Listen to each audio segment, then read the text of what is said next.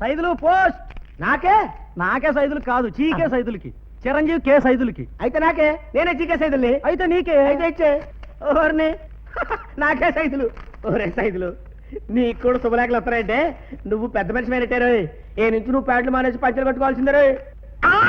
Oh my god, no! నేనుండగా నా గుర్రానికి ఇంకొక జాకీనా?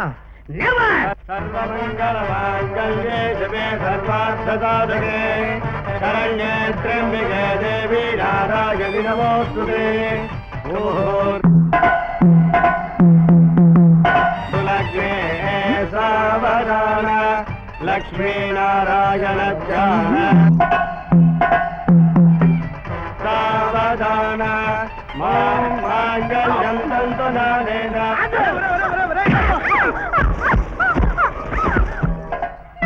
Yes! No!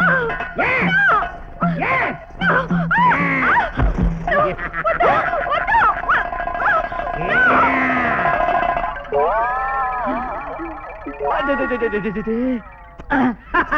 సైదులా మజాక? ఎంత ధైర్యంరా నీకు? అది నా సందు పేర్రా. ఎంత సాహసం అది నా గొంది పేర్రా. నా కూతురు జీవితంలో నిప్పులు పోస్తావు కదరా నీచుడా. ఇంకా 9 నెలలాగత్తా నాకు పుట్టబోయే బిడ్డ చేత నీ ఒళ్ళో ఒకటికి పోయిస్తా. ఎవడ్రా? వదలండి, వదలండి. నేను ఊరుకోనరా. ఒక్కడు మాట్లాడేంట్రా? నేను తలుచుకుంటే మిమ్మల్ని అందరినీ తుక్కు తుక్కుగా ఇక్కడే తన్ని పారిపోగలను. కానీ ఎందుకు పారిపోలేదో తెలుసా? నా రోజా నా కోసం ఎక్కిళ్ళెక్కిళ్ళు పెట్టి ఏడ్చుకుంటూ స్టేషన్కి వచ్చే సెంటిమెంట్ సీన్ కోసం వెయిట్ చేస్తున్నా. కొండలు తిరిగిన గజి దొంగలే మా ముందు ఈ స్టైల్లో మాట్లాడరా? అంతకంటే గొప్పవాడిరా నువ్వు? సార్, నా శరీరంలో ఏ అవయవాన్నైనా పట్టుకోండి, నేనేమన్ను. కానీ జుట్టును మాత్రం పట్టుకోవద్దు. వదలండి. అంత హీరో పోజు కొట్టేవాడివి దొడ్డిదారిని పరిగెత్తుకుంటూ వచ్చి అమ్మాయి మెడలో తాళెందుకు కట్టావు? మెల్లగా వస్తే ఆలస్యం అవుతుందని. అంత స్పీడ్ గా వచ్చి అమ్మాయి జీవితాన్ని ఎందుకు నాశనం చేశావు? పగ, పగ సార్. నీ పగ కారణం బొచ్చు. పుచ్చా? Yes, yes sir. నా నెత్తి మీద ఊడిన బొచ్చు. నీ నెత్తి మీద జుట్టే లేదు కదరా? అది ఈనాటి మాట సార్. సంవత్సరం క్రితం నా నెత్తి మీద బొచ్చే బొచ్చు. కావాలంటే ఒక్కసారి నా ఫ్లాష్ బ్యాక్ చూడండి సార్.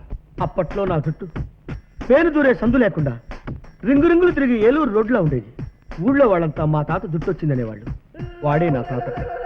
70 ఏళ్ల వయసులో కూడా మా తాత తలదూతుంటే ఒక్క తెల్లంటికి కూడా ఊడేది కాదు. ఆయన జుట్టు ఎంత ఫేమస్ అంటే కంచిలో బల్లిని ముట్టుకున్నట్టు ఎక్కడెక్కడి పెడతల వాళ్ళు వచ్చి మా తాత జుట్టు ముట్టుకునేవాళ్ళు. అలా చేస్తే వాళ్ళకి మళ్ళీ జుట్టు మొలుస్తుందన్న నమ్మకం. అలా కొందరికి మొలిచింది కూడా. అంత గొప్ప తాతకి నేనన్నా నా నల్ల బొచ్చన్నా, అలాగే తాతన్నా తాత తెల్ల బొచ్చన్నా నాకిష్టం.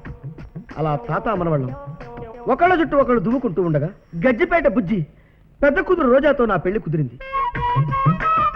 రోజా నన్ను చేసుకోవడానికి ఇష్టపడింది కేవలం నా రింగుల వెంట్రుకలను చూసి. తాంబూలాలు పుచ్చుకున్నాం.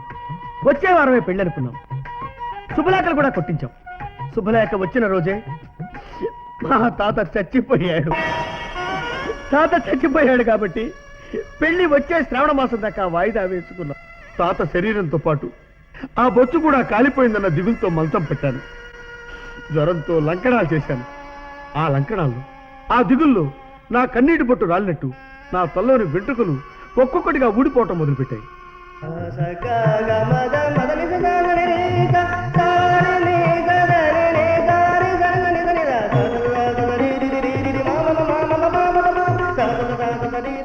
వరదల్లో ఉరిమళ్ళు కొట్టుకుపోయినట్టు ఎండాకాలం వచ్చేసరికి నా జుట్టు మొత్తం ఊడిపోయింది.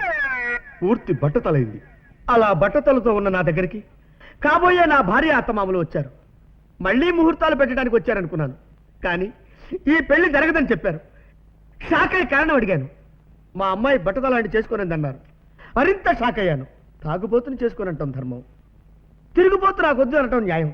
కానీ బట్టతలాడు నాకు వద్దనటం అన్యాయం తల్లి అని కాళ్ళు పట్టుకుని బ్రతిమలాడాను. చిక్కిపోయావంటే బాగా తిని లావగలను, లావయ్యావంటే తినకుండా చిక్కిపోగలను. కానీ బట్టతలను ఏం చేయలేము తల్లి.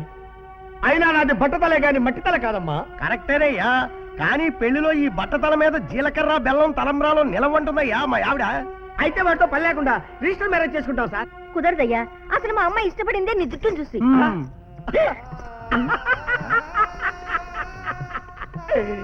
పిచ్చి రోజా, జీవితం అంటే వెంట్రుకలని భ్రమపడుతున్నావు. తెలియకుండా ఊడిపోతూ తెల్లవారేసరికల్లా తెల్లబడే వెంట్రుకలు శాశ్వతం కాదమ్మా. అయినా నీకు బొచ్చే ముఖ్యం అనుకుంటే మంచి విగ్గు చేయించి పెట్టుకుంటా. ఐఎమ్ సారీ, కూడు లేని వాడినైనా గూడు లేని వాడినైనా ఆఖరికి గుడ్డ లేని వాడినైనా చేసుకుంటాను గానీ బొచ్చు లేని వాడిని మాత్రం చేసుకోను. రండమ్మా. ఆ? రోజా రోజా రోజా నా తల్లి, అయ్యో ఇప్పుడు నా గతేంటి బాబా? ఇదేనా సార్ న్యాయం? కాదు కాదు కాదు సార్ మీది కూడా తలివిడుస్తుంది సిమెంట్ రోడ్డు. సార్ మీ బట్టదాలు చూసి మీ ఆవిడ మిమ్మల్ని ఏమనలేదా సార్? ఏమీ అనలేదు. ఆ, కామ్గా పక్కింటి వాడితో లేచిపోయింది.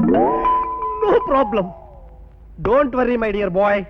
ఆ గజ్జిపేట బుజ్జి కూతుర్ని లాక్కొచ్చి నీ చేత కాపురం చేయిస్తా. This is my promise. Sir, Gajjipeta బుజ్జిగారింటికి వెళ్ళాను సార్. ఇంటికి తాళం వేసింది సార్. పారిపోయారా? అవును సార్, ఎవడో నెత్తి మీద 3 వెంట్రుకలున్న వెధవ బలవంతంగా తన కూతురు మెళ్ళలో 3 ముళ్ళు వేశాడని అవమానం తట్టుకోలేక ఫ్యామిలీ అంతా సింగపూర్ వెళ్ళిపోయారు సార్. అయ్యో thank you thank you thank you thank you thank you.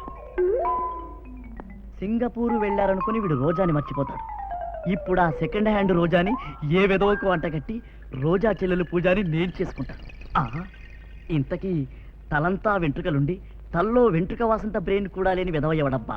దంచవే మేనత్త కూతురా ఆవాకాయతో దంచవే మేనత్త కూతురా. వాడే శిరీష మేనమావ కొడుకు. వాడితోనే శిరీష పెళ్లి ఫిక్స్ అయింది.